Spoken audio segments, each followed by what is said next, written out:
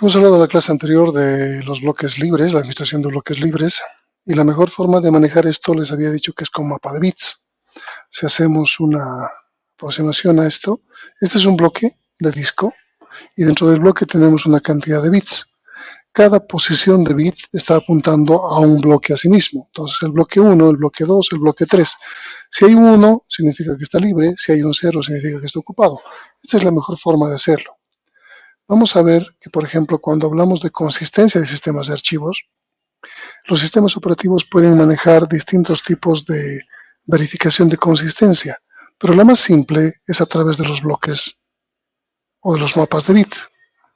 Si dividimos los mapas de bit en dos, por ejemplo, los bloques que están en uso y los bloques que están libres, y mantenemos dos tablas, una que apunte a los bloques en uso ocupados y otra que apunte a los bloques libres, estos tienen que ser complementarios.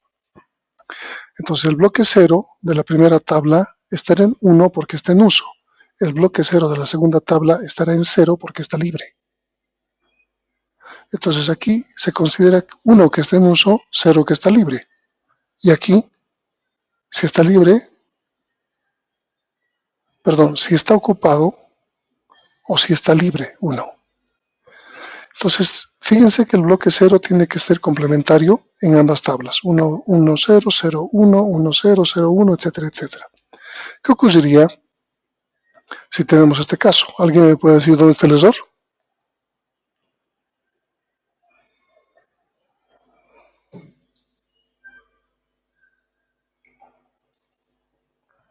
¿Alguien me puede decir dónde está el error?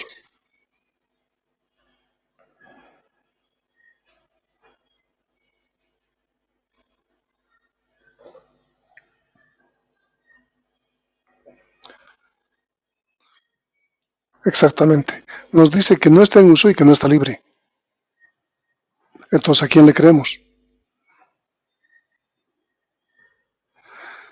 Cada sistema de archivos tiene programas que hace correr para que justamente se pueda evitar esta inconsistencia, porque esto significa que está inconsistente. No está libre y no está ocupado. Tenemos que creerle a que no está libre.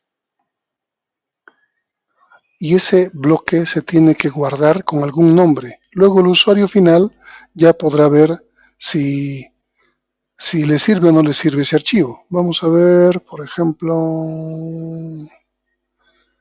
a ver.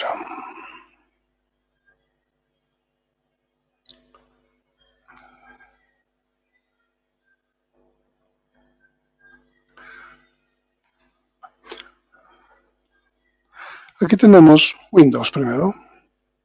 En Windows, el programa que permite verificar la consistencia se llama chkdsk, checkdisk. Y para hacer correr, únicamente hay que colocar checkdisk en el línea de comandos y este va a hacer correr durante 3 etapas. Si hay algún error, hay que colocar checkdisk con la opción fixit para poder arreglarlo. Pero, ¿cada cuánto hay que hacer esto? En la práctica, esta es una herramienta que se ha destinado para que el usuario pueda ejecutar los datos que quiera y verificar si tiene errores. ¿Qué errores de consistencia de archivos podrían haber? Ustedes están trabajando con un montón de archivos abiertos, un montón de aplicaciones abiertas y de pronto la luz, la energía eléctrica se va. Cuando vuelven a encender, ocurren dos cosas. Puede salirles alguna advertencia diciendo que el sistema de archivos puede estar inconsistente y se tiene que verificar, en cuyo caso ustedes deberían colocar OK, esperar un tiempo y que se verifique. Si es que no ocurre esto, el sistema Windows, vamos a hablar del Windows, va a tardar más de lo usual en entrar. ¿Qué es lo que está haciendo? No les ha preguntado, pero internamente está ejecutando, esto es Windows XP por ejemplo, está ejecutando la consistencia de archivos y no se la ve. Normalmente no se llega a ver esto. Se ve el puntero que está esperando, dando vueltas y nada más. Si uno presiona la tecla tabulador, puede ver lo que está ocurriendo dentro. Si vemos Windows, aquí voy a hacer correr chkdsk. El sistema de archivos es NTFS y empieza a ejecutar. Etapa 1, estructura básica del sistema de archivos. Y está revisando la estructura del sistema de archivos, la consistencia entre esas dos tablas. Me dice comprobación de archivos completada. Etapa 2, examen de vinculación de nombres de archivos. Entonces ahora los nombres de archivos que estén asociados a algún bloque o algún espacio especial. La etapa 3, el examen de descriptores de seguridad. Entonces ha comprobado todo eso y se dice que no se requieren más acciones. Cuánto de espacio tiene, cuántos archivos, cuántos índices, cuántos sectores defectuosos, etcétera, etcétera, etcétera. Me ha permitido revisar la consistencia de mi sistema de archivos de mi disco. Entonces, si ustedes apagan mal, se corta la energía y vuelven a encender y no les dice nada, es mejor que esperen un poco porque lo que está haciendo es esta verificación y arreglando los problemas. ¿Qué pasa con Linux? En el caso de Linux, el programa para poder revisar esto se llama File System Check. Pero no es así que hasta la versión X4 es que se puede hacer esto con el disco en vivo, como he hecho yo con Windows. Hasta la versión 3, X3, se tiene que desmontar el disco y hacer la revisión del sistema de archivos. Y les voy a probar por qué. Este es un X3. Yo he hecho con el disco montado, es decir, sin desmontarlo. Entonces me dice, warning, el sistema de archivos está montado. Si usted continúa, podría causar severos daños al sistema de archivos. ¿Quiere realmente continuar? Le he dicho que sí. Y empieza a revisar distintas etapas. No son las 3 etapas de Windows, tiene muchas pasadas Linux. Empieza a recuperar los journals y va buscando que hay elementos inodes, fíjense, nodo índices. Ahí está la prueba de que Unix maneja nodos índices. Y empieza a encontrar nodos índices sin ningún tipo de enlace, pero es principalmente porque el sistema está arriba, no está desmontado. Y empieza a limpiarlos, actualiza los bloques malos, hace la pasada 1 chequeando inodes, bloques y tamaños, borra algunos, me dice, ¿quiere arreglarlos? Le digo que sí, y me sigue revisando. La fase 2 chequea la estructura de directorio, la fase 3 la conectividad de directorio, cuentas de referencia, información, resumen de grupos, etcétera, etcétera. Fíjense aquí algo interesante. Maneja grupos Linux, el grupo 36, grupo 50. ¿De qué estamos hablando de esos grupos? Bloques contiguos para archivos grandes. A eso le llama grupos. Y bueno, va haciendo todas las revisiones, me sale un montón de errores, le digo yes, yes, yes, yes, yes para que arregle. Al final me dice el sistema de archivos ha sido modificado, necesita reinicializar Linux. He reinicializado la máquina y nunca más he visto este disco. O sea, no se puede hacer esto en sistemas X3, hasta X3, sistema de archivos Linux, cuando el disco está arriba. Tiene que estar el disco desmontado. Pero esto era para poder capturar. No me interesaba mucho esta instalación, se podía volver a hacer y había que revisarla. ¿Está bien? ¿Alguna duda? Les he mostrado cómo se revisa la consistencia. ¿Qué pasa si encontramos un 0 y un 0? Entonces se coloca un 1 aquí abajo, se coloca un 1 y se le da un nombre. Normalmente Windows coloca un nombre de archivo .chk para decir que realmente está utilizándose. Entonces no va a estar en uso, perdón, está libre aquí y está ocupado aquí. Entonces se coloca un 1 aquí, ¿verdad? Para ser consistente. Y ese contenido del bloque se lo guarda en algún lugar. Normalmente Windows lo pone en el disco principal, en el C, y le pone un nombre de archivo como file 0001, 8 caracteres, o file 0002. .chk. Si es un directorio le pone dir 0001.chk y luego el usuario ya puede revisar para ver qué contenido tiene, renombrarlo y utilizarlo. Pero estamos recuperando la información. ¿Alguna duda hasta ahí? Veamos ejemplos de sistemas de archivos. ¿Cómo se inicializa un disco? A través de Format en Windows o a través de Mail File System en todo lo que es Unix, incluyendo Linux. Existen diferentes sistemas de archivos. Aquí damos algunos ejemplos simplemente para poder contrastarlos. Esto es el disco duro, ¿está bien?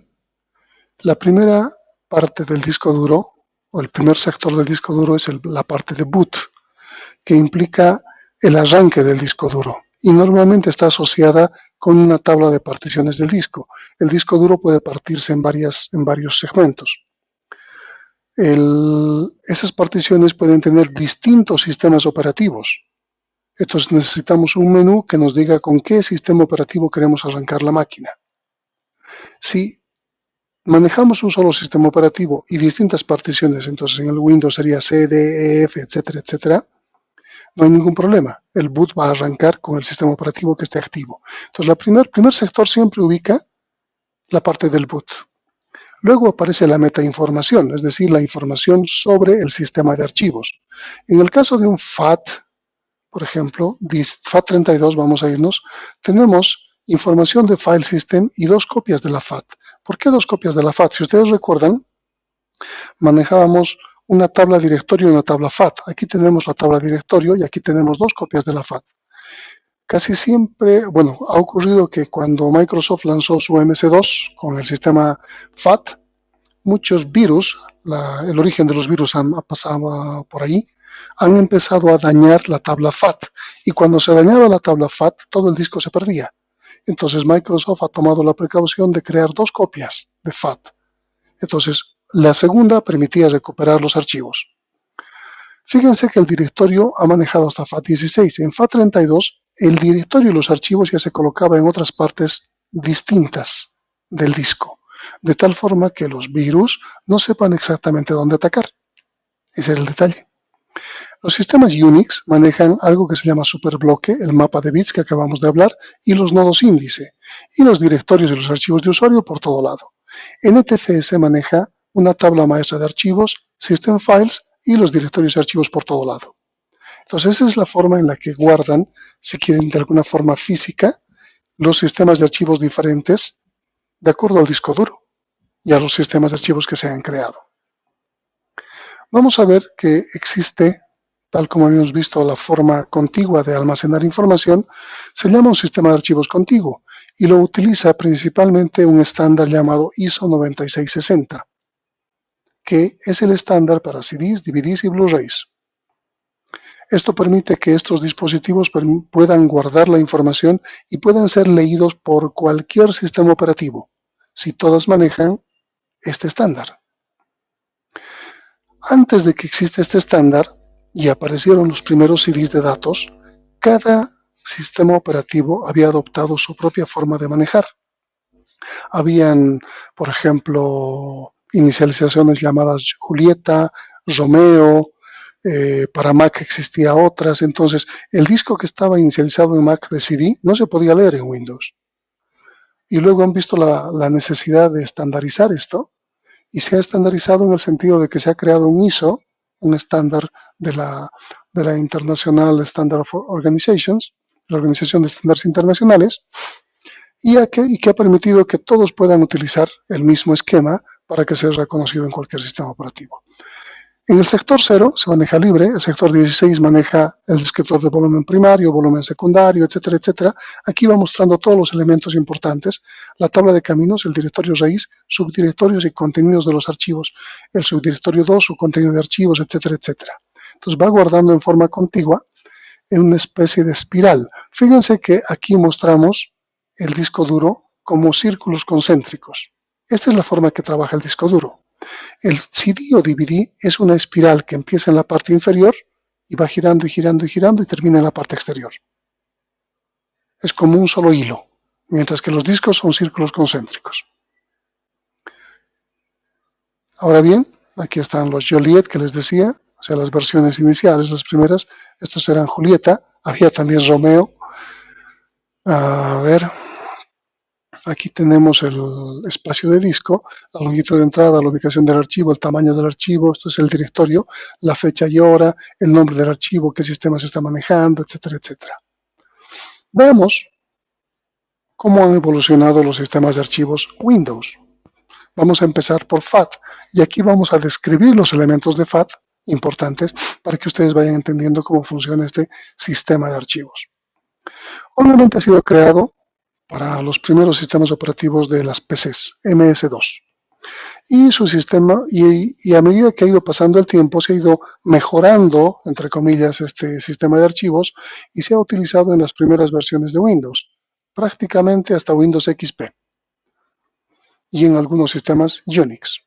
Actualmente se utiliza como un esquema portable, es decir, puede funcionar en cualquier sistema operativo. Es por eso que los pendrives vienen preformateados con FAT. El nombre de FAT viene justamente por la tabla que maneja el File Allocation Table. Y esta tabla va a depender del tamaño de entradas. Puede ser de 12 bits, puede ser de 16 bits o puede ser de 32 bits. Y de acuerdo a eso se utiliza el nombre FAT12, FAT16 o FAT32. Aunque en FAT32 en la práctica no utiliza 32, sino solamente 28.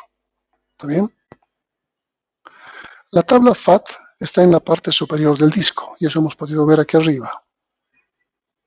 Aquí, la tabla FAT está después del boot, normalmente.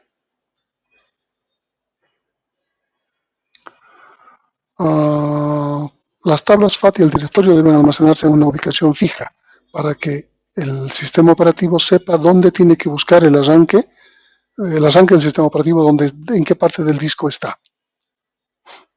Aquí tenemos el registro de arranque, la parte del boot, FAT1, FAT2 y el área de directorios y datos. Antes el directorio estaba también en la parte inicial, pero ahora ya está en cualquier lugar del disco, por cuestión de seguridad. El sector de arranque contiene información acerca del código de arranque, el boot como tal. La parte FAT es la zona donde están las tablas y tiene 2 copias por seguridad. El directorio raíz mantiene toda la lista de archivos indicando en qué bloque empieza el archivo. Y luego en la tabla FAT vamos a ver los distintos bloques que tiene que recorrer los archivos. La zona de datos está formada por clusters, ya saben que este concepto es Windows, en el caso general es bloque. Ahora bien, si ustedes recuerdan, les he dicho que la unidad de asignación que le llama Windows o el tamaño de clúster se puede cambiar, pero que viene por defecto de acuerdo al tamaño del disco. Si el disco es hasta, ¿dónde está?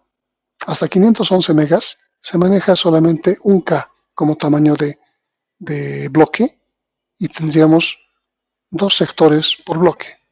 Si es hasta 1 giga, 8. 4K es lo que les había mostrado. Y 4K va hasta 8 gigas. Así que cualquier unidad que quieran formatear hasta 8 gigas les va a dar por defecto 4K. Pero ¿qué pasa si tiene 16 gigas? Les da 8K. 32 gigas, 16K. Si es 2 teras, 32K. Ustedes han visto que si cambiaba entre FAT y FAT32, me daba la posibilidad de hasta 64K. ¿Recuerdan? Entonces, dependiendo del tamaño, va a ser el tamaño del clúster. ¿Cómo funciona esencialmente FAT? Cuando se va a guardar un archivo o un directorio, lo primero que hace el sistema de archivos es fijarse qué clúster está disponible. ¿Dónde revisa esto? Fácilmente en los mapas de bits. En las de bloques libres, identifica la primera que está libre, digamos esta. Ya sabe que la tercera está libre. Luego,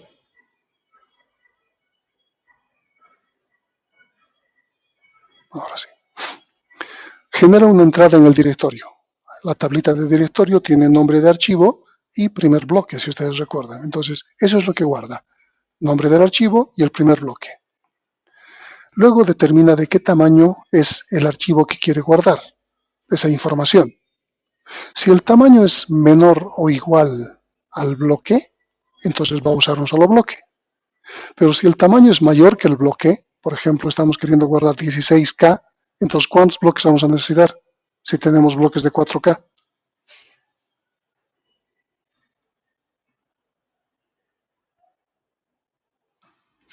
¿Cuántos? 4, exactamente.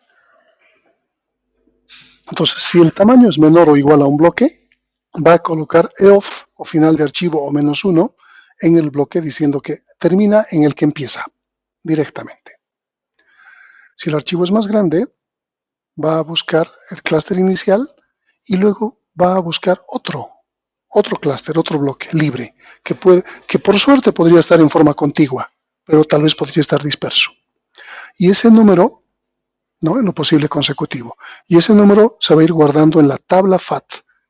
Entonces, hasta que se diga que se ha acabado el archivo, y en el último bloque va a colocar End of File. Entonces va, por un lado, guarda la lista, el nombre del archivo y el primer bloque en la tabla de directorios. Luego, dependiendo del tamaño, en la tabla FAT va colocando todos los bloques libres que va a ocupar con sus determinados índices para poder hacerlo. En el directorio se guardan varias información. Nombre de archivo, 8 bytes, la extensión con 3 bytes, la fecha y hora de creación y principalmente el clúster de inicio. Fíjense que también aquí tenemos tamaño de archivo.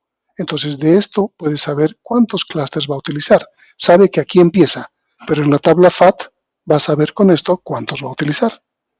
Aquí tenemos un ejemplo. Este esquema de aquí arriba es el sistema de la tabla de directorio. Y aquí abajo tenemos la FAT. Entonces el file 1.txt empieza en el 2, apunta al 2. El 2 apunta al 3, el 3 apunta al 4 y tenemos EOF, final de archivo. Le ha tocado consecutivos, contiguos, ideal, fácil de recuperar. El file 2.txt empieza en el 5 y en el 5 va al 6, pero del 6 va al 8 y en el 8 está end of file. Igual ocupa 3 clusters y tenemos final de archivo. El file 3 empieza en el 7 y termina en el 7. Significa que el tamaño es menor o igual a un clúster o a un bloque. Entonces, aquí arriba tenemos la tabla de directorios y aquí abajo la tabla FAT. Esto es lo que hemos explicado en esta parte. Esa es la forma que se guarda. ¿Alguna duda sobre esto?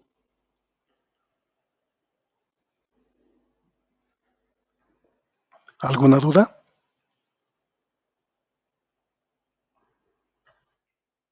Ok.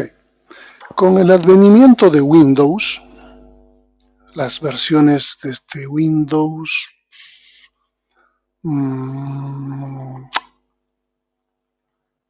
ha venido Windows 3.11, luego Windows, ¿cómo se llamaba Windows antes de Windows 98? Windows 95. Desde Windows 95 ha empezado a tener problemas con los nombres de archivo, porque en la época donde se manejaba Windows 95, otros sistemas operativos ya manejaban nombres largos. Y Microsoft seguía con 8.3, 8 para el nombre y 3 para la extensión. Entonces empieza a parchar su FAT, empieza a parchar para que en vez de 8.3 puedas recibir hasta 255 caracteres. Era interesante, dentro de Windows funcionaba, pero cuando uno copiaba un archivo de Windows a otra máquina, con un disquete en la época, los archivos se truncaban su nombre a 8.3. Y aparecía el nombre del archivo, por ejemplo, suponiendo que sea, este es un archivo largo.txt, aparecía este y pegado hasta 8 caracteres circunflejo 1. Entonces es una forma de truncar el nombre. No sabíamos qué nombre tenía, pero era la única forma que, por los códigos que manejaba, podía copiarse de una máquina a otra. Ya se ha ido arreglando eso con el paso del tiempo y ha permitido que FAT soporte nombres largos. Pero vamos a ver cómo se ha logrado esto. Y se van a dar cuenta que es una solución muy tonta, una solución muy ineficiente. Se llama Long File Name, la entrada que maneja cuando los nombres son largos. Aquí tenemos ejemplos de nombres de archivos. Corto, un archivo de nombre largo, corto 2, un archivo con nombre muy largo, diferentes tamaños de archivo. Fíjense que cuando se tiene un archivo de 8.3 como máximo, se maneja una sola entrada en el directorio. Pero cuando se tiene un nombre de archivo con nombres más largos, se utiliza más entradas. Por ejemplo, aquí un fichero, cuando no dice archivo, es un fichero, nombre largo. Se ha utilizado 4 entradas para esto. Aquí tenemos un fichero, este es lo que les decía, este es el que aparece realmente en la tabla de directorios. Este es el truncado, esto es circunflejo 1. Máximo maneja 8. Otra vez tenemos corto 2.dat, no hay problema. Y este otro utiliza 1, 2, 3, 6, 7 entradas. un fichero 2, circunflejo 2 txt, y dice un fichero con un nombre muy largo .txt. Entonces, si tenemos nombres largos en nuestro pendrive, lo que está haciendo es que en la tabla se multiplique la cantidad de entradas en el directorio, solo para guardar el nombre largo. ¿Les parece eficiente? En vez de utilizar una sola entrada como esta, va a utilizar todas estas. En vez de utilizar una entrada como esta, va a utilizar todas estas. La referencia al bloque va a ser este, que está truncado. Aquí va a decir aquí empieza. En esta va a decir aquí empieza. Pero todo esto es para que aparezca el nombre en el sistema operativo. FAT utiliza cualquier carácter menos estos para un nombre de archivo. Tampoco puede utilizar estos nombres porque están reservados para dispositivos. Todos los caracteres se convierten en mayúsculas directamente. Es por eso que si escribimos mayúsculas o minúsculas o una combinación de ambas, no hay problema en Windows cuando utilizamos FAT, porque todo se convierte en mayúsculas. ¿Qué ventajas tiene?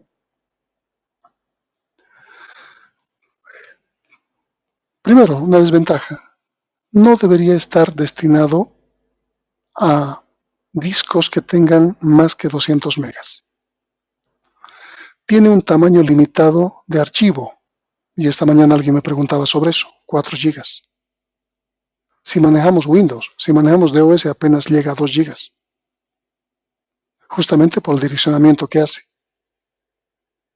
Entonces, se ha creado exFAT como una mejora de FAT32, y exFAT ya supera el límite de 4 gigas. Veamos, a ver, este ya no nos sirve. Aquí. Este es un FAT32, he capturado con este programa. Quería hacer hoy día la prueba en vivo, pero no me funciona el pendrive que estoy agarrando. O sea, tengo este programa en Windows. ¿Dónde está? ¿Se puede ver? Mi Windows. Ok, este es el programa WinX. Y me permite buscar todos los pormenores del sistema de archivos, en qué sector está, etcétera, etcétera. Pero mi pendrive no está queriendo formatearse, está con un formato bien raro. Entonces no puedo ver FAT directamente como quisiera mostrarles. Pero aquí tengo una captura. Entonces, este es ese programa, como les decía. FAT32 me dice cuántos sectores tiene, qué capacidad tiene, cuántos sectores utilizables, cuál es el primer sector de datos. Les había dicho que los datos se ubican en distintos lugares, ¿verdad? Aquí tenemos cuántos bytes por sector, 512, y cuántos bytes por clúster, 4K. Son 8 sectores que está agarrando. ¿Cuántos clústeres libres, total clusters? FAT1 es igual a FAT2. Aquí nos muestra las dos copias de FAT. El label, volumen, y bueno, está libre de errores. ¿Está bien? Veamos este volcado. Este es el que les he mostrado, pero que no he podido verlo. Fíjense aquí cuando vuelco, me aparece, cuando hablo de FAT32, me dice MS250, Microsoft DOS 5.0. O sea, me reporta un sistema operativo que hace mucho tiempo ya no existe, MS2, porque ese es el esquema de FAT32 justamente. Entonces, la firma digital que se guarda cuando se crea un FAT32 sigue siendo MS2. Y aquí está FAT32. Y en esta parte vamos a ver cosas interesantes. Por ejemplo, File System FAT32 se llama Jorge 2 y vemos el sector lógico número 0, physical. No, había el boot. No lo puedo encontrar aquí. No está. No está. La parte del boot quería mostrar, pero no aparece aquí. Entonces, este me está mostrando un pendrive. Está mostrándome la información del pendrive. Justamente aquí se pueden fijar el contenido, archivos borrados. Este programa es para hacer informática forense, pero me permite a mí mostrar estos elementos que estamos distinguiendo. Si marcamos el sector 0, he hecho un clic aquí justamente, debía mostrarme por este lado sector 0 boot, y no me está mostrando eso, es lo que me parece raro. ¿Está bien? Está el logic sector 0, pero ahí debería estar el boot, tal vez un poco más abajo y no lo he mostrado. A ver, ¿dónde está? Ah, sí, aquí está, aquí está. Ajá, aquí está. Gracias, el sector del boot. Fíjense que he marcado el primerito del disco, ese es el disco, y me sale como boot sector. Y es lo que les decía, es lo que aparece, es la primera parte del disco, ¿no? Pero lo interesante es esto, que lo anuncia como MS2.50. Ni siquiera es la última versión de MS2. La última versión de MS2 era la 6.22, pero la firma digital de FAT32 está con esta versión del sistema operativo. Y aquí me dice FAT32 de 100, ¿no? ¿Está bien? Continuamos. ¿Alguna duda sobre FAT? Entonces, fíjense lo ineficiente que es. Aquí se puede notar lo ineficiente que es. Había una imagen de esto que recuerdo. No debió cargarla. A ver. Esta es entrada de directorio. Esto falta. Aquí tengo una entrada, una captura de una entrada de nombres largos también. Fíjense. Por ejemplo, este es corto 1txt. Una sola entrada. Esto es un arch circunflejo 1.dat, que significa está truncado. Entonces podemos ver un archivo con nombre largo.dat. ¿Cuántas entradas ha utilizado para generarme esto? Tercer circunflejo 1. Entonces, tercer archivo. ¿Cuántas entradas? Aquí le faltaba un carácter nada más, pero como no ha podido entrar, ha tenido que utilizar otra entrada y se ha rellenado con basura. Estas FFF son basura, son elementos que no se van a leer, pero la ineficiencia de FAT se muestra ahí. Entonces, si yo tengo 100 archivos en mi pendrive, en mi directorio debería tener 100 entradas con sus nombres. Pero ¿qué pasa si estos archivos tienen nombres más de 8 caracteres? Estoy ocupando más entradas. Si estos archivos tienen 255 caracteres, pueden dividir 255 entre 8 y multiplicarlo por 100. Esa cantidad de entradas tiene la tabla de directorios. Además que va a dividir el nombre, los 255 en 8, y necesita otro truncado. Así que es más 1. Para que vean que FAT es ineficiente. Es un sistema de archivos bueno, pero antiguo. Ya no debería usarse. ¿Está bien? ¿Está claro? Ok. Cuando Microsoft se une a IBM en un equipo que IBM saca llamado PS, Personal System, que reemplazaría a la PC, Personal Computer, porque IBM perdió el monopolio, Personal System tiene una arquitectura llamada microcanal, pero como IBM no fabricaba sistemas operativos y Microsoft ya le había tomado el pelo con MS2, decide juntarse con Microsoft y hacer un sistema operativo. Y crean el sistema operativo llamado OS2. ¿Sí? OS2 funciona para PCs. OS2 no podía funcionar para PCs. Esa era un poco la seguridad de IBM que ha permitido que Microsoft no agarre el código y lo haga funcionar en PCs y tenga otro negocio. Claro que le ha servido de base. Mucho del código que se ha utilizado en OS2 se ha utilizado en Windows. Mucho del código de Mac, de Apple, se ha utilizado en Windows. Entonces, tampoco es que no le ha servido. Pero ¿por qué estamos haciendo referencia a este sistema de archivos? Se llama HPFS, Sistema de Archivos de Alto Rendimiento, High Performance File System. Es el que se ha utilizado en OS2. Se ha tratado de anular todos los errores que tenía FAT y crear un sistema de archivos bastante interesante. ¿Por qué no ha usado directamente Microsoft esto para Windows? Porque le pertenecía a IBM. Entonces han tenido que seguir manejando FAT, arrastrar FAT hasta donde ha podido. ¿Qué características tiene HFS? Vamos a verlo aquí. Aquí tenemos la parte del boot, siempre la primera parte del disco es la parte de boot, y luego manejamos el superblock y el spar block. Superblock y el spar significa como repuesto. Fíjense la idea, FAT1, FAT2. Seguimos manejando ese esquema, porque bueno, Microsoft tiene su influencia. ¿Qué es lo importante de esto? Que se guarda espacios de disco llamado bandas y tenemos bitmaps por cada banda. Si ustedes recuerdan la consistencia de archivos que hemos visto de Linux, se llamaba grupos. y les había dicho que esos grupos eran de espacios contiguos, ¿se acuerdan? Entonces es lo mismo. Este ha dado pie a lo que ahora utilizamos en los sistemas de archivos. Claro que no se llama grupo, se llama extents, el correcto nombre de esos bloques contiguos de espacio, para tamaños de archivos medianos, para tamaños de archivos grandes. HPF se le llamaba bandas y tenía su bitmap de espacios libres o ocupados por cada una de las bandas. Entonces, por eso estamos recopilando o hablando de HPFS de OS2, porque este ha sido el inicio de lo que ahora conocemos como extents.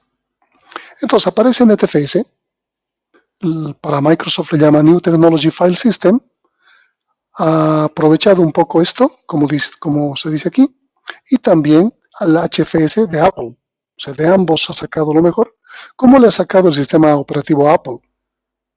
Bueno, le ha prometido a Steve Jobs que una planilla electrónica que manejaba y que ahora se llama Excel, que en ese momento manejaba, podía adaptarla para las Apple de la época. Y para adaptarlo necesitaba su código. Así que le ha pedido el código y ha trabajado sobre eso. Un gran engaño.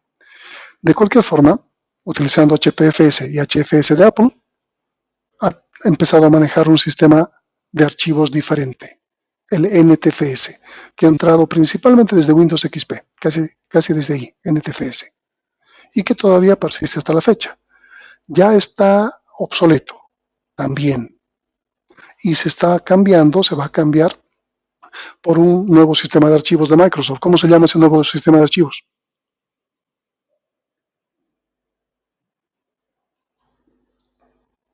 Resilient File System. Está en los Windows Server de momento y seguramente va a bajar a Windows Cliente cuando tengamos Windows 12, Windows 13 o algo así como cliente. ¿Cuáles las características de NTFS? A ver, soporta volúmenes de 2 a la 64. Muy grandes, teóricamente. Aquí claramente lo dice. Maneja clústeres de hasta 64K. Eso lo hemos visto cuando quería formatear el pendrive, ¿se acuerdan? Vamos a verlo. Aquí voy a buscar primero, antes de nada, voy a cargar el disco duro que es NTFS. No me puede leer. Ya sé por qué. No lo he arrancado como administrador. Por eso es. Entonces, ya me parecía raro que me está saliendo esa información. ¿Dónde está Winx?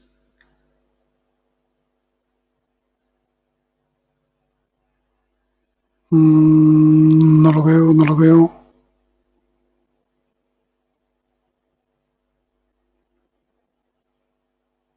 Aquí está.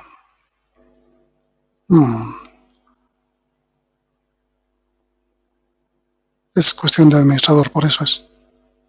No puede leer el sector. Pero no tengo por aquí el iconito.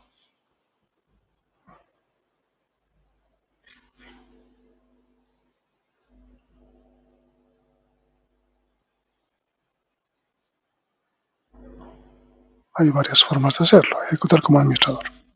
Ahora sí.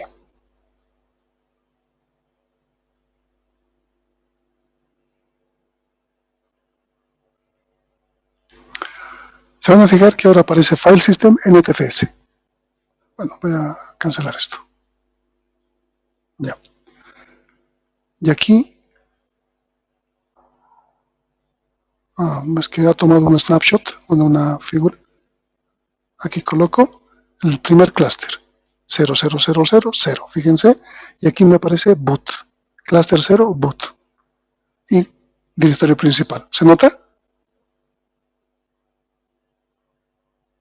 ¿Se nota? Ok, y aquí me dice sistema de archivos NTFS, y su firma es NTFS. ¿Se acuerdan? Hace rato aparecía NC250 y decía abajo FA32. Aquí la firma es NTFS. Este es una captura de mi disco duro real. O sea, esto es real, no es una pantalla, no es una imagen. Pero bueno, podemos ver otra cosa aquí. Ofa.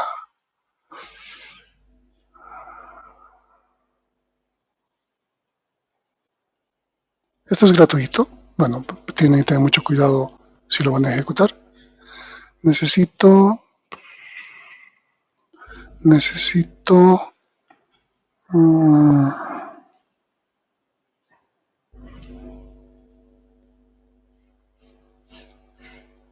no, no es esta la que quiero.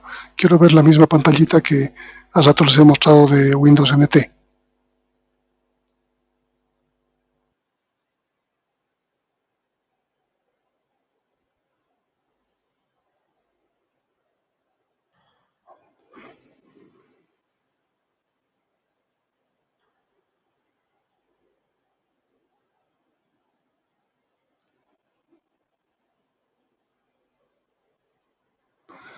Ufa, no recuerdo.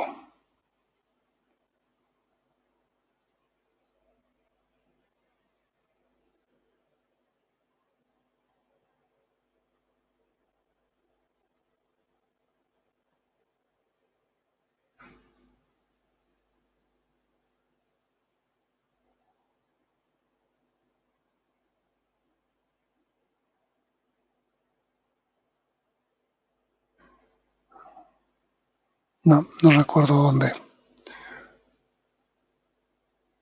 Propiedades, no, no creo que sea propiedades. Algo de general era. No, no es esto.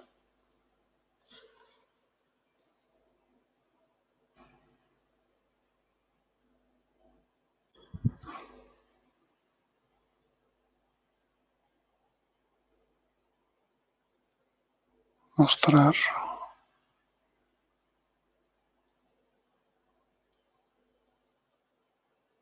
Registro, no.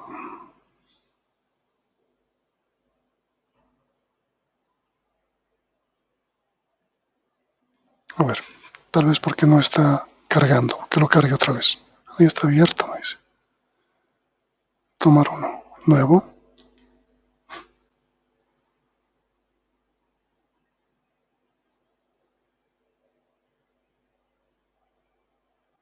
Mientras tanto, NTFS maneja clústeres de hasta 64K, siendo 4K el más corriente.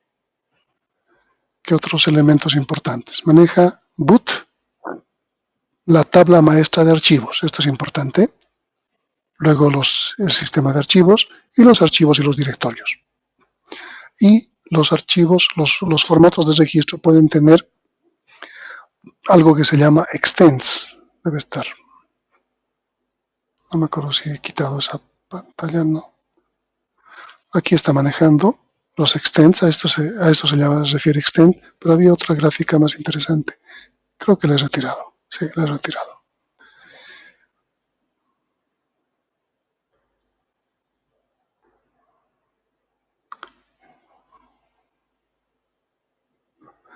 Los tamaños, fíjense, 512 hasta 64K. Si es mayor a 32 GB, va a manejar hasta 64K. Aquí maneja 4K hasta 4 GB. En el caso de FAT, hasta 8 GB maneja 4K. Una de las ventajas, o sea, si vamos a manejar 400 megas o más, mejor utilicemos NTFS. Pero si utilizamos para discos muy pequeñitos, pendrives muy pequeños, no sirve, porque gran parte se va a ir en el sistema de archivos. Aquí están los límites. Maneja ahora 16 TB, no son terabytes, tamaño de archivo. De los 4 GB que maneja FAT. 16 exa según su arquitectura, teóricamente. ¿Cuántos archivos máximo puede manejar? 4 billones de archivos. Puede estar en todo un disco. Nombre, caracteres, 255 caracteres. ¿De qué tamaño puede ser el volumen? 250 TB. Según la arquitectura, 16 exas.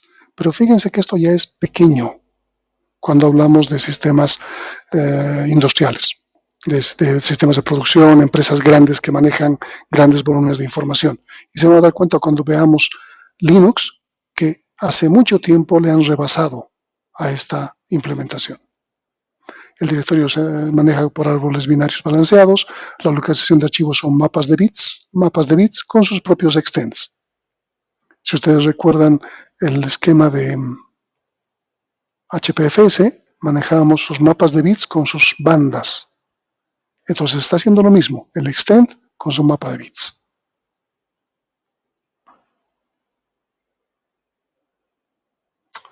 Aquí vamos a ver el volcado NTFS, es el que les he mostrado. Aquí dice NTFS y aquí tenemos el boot sector. Pero lo que quería era la especificación. Vamos a ver si ha cargado. A ver. Era algo de general, no recuerdo bien. Aquí está.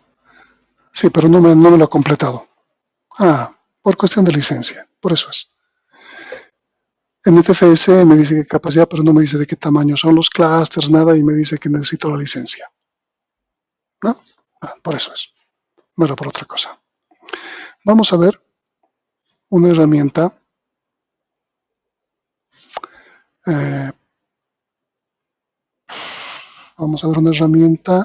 que nos va a permitir mostrar la información de una partición NTFS.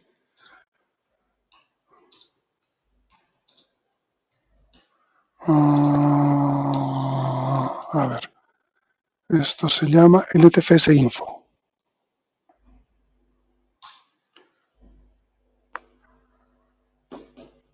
¿Por qué no me reconoce?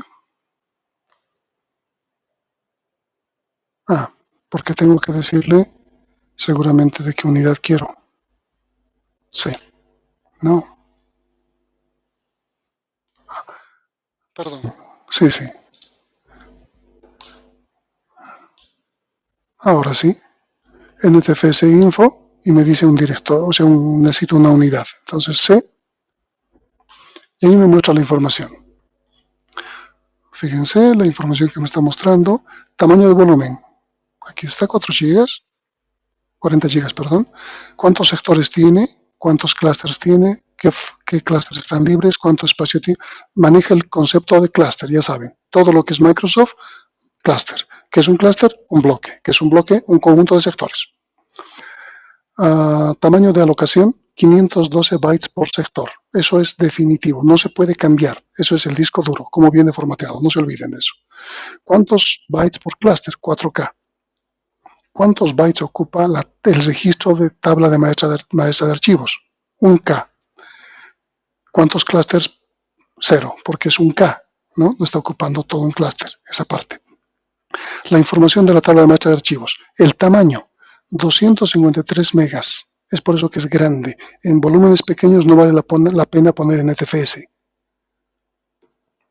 ¿Dónde empieza la tabla maestra de archivos? En un clúster cualquiera, para evitar seguridad, es por seguridad, para evitar que hayan virus genéricos que puedan atacar la primera parte y lo dañen. La zona de clústeres está desde aquí hasta aquí, el tamaño de esta zona es 198 megas y tenemos un MISOR. La tabla maestra de archivos también tiene su MISOR que empieza en el clúster 2. Entonces, y luego empiezan los archivos, metadatos, ¿no? Las propiedades de los archivos y los archivos como tal. Entonces aquí nos muestra un poco de información que está corroborando esta parte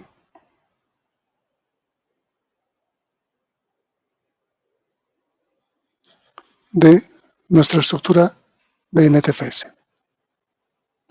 El último sistema de archivos de Microsoft se llama Resilient File System. Es este. Es un sistema de archivos resiliente o resistente a errores. Ok, ¿cuál es la idea? NTFS ya está quedando obsoleto. Entonces se ha visto la necesidad de hacer crecer. Se van a fijar las características. Por ejemplo, números. Quiero ver números.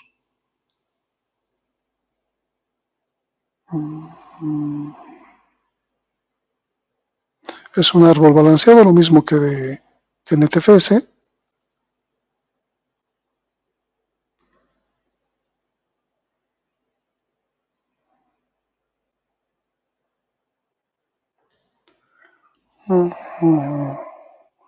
Longitud máxima del nombre de archivo, 255, longitud máxima de la ruta, 32K, tamaño máximo de archivo, 35 petabytes.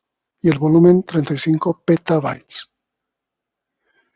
Entonces ya esto puede competir con los sistemas tipo Unix, pero NTFS no. Entonces tiene un gran tamaño de almacenamiento. ¿Y para qué está destinado actualmente? Justamente para almacenamiento. Por eso es que Windows Server ya viene con Resilient File System, pero no todavía Windows Cliente. ¿Está bien? Preguntas, dudas. No hay mucha información sobre Resilient File System, es muy pobre la información que se puede obtener. Bueno, nos da una idea de cómo han evolucionado estos sistemas de archivos y lo que tenemos actualmente, cómo funciona. Preguntas.